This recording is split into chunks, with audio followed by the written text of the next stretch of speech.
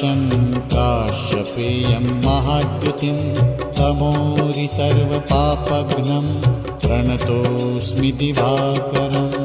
ॐ ह्रां ह्रीं ह्रौं स्वः सूर्याय नमः।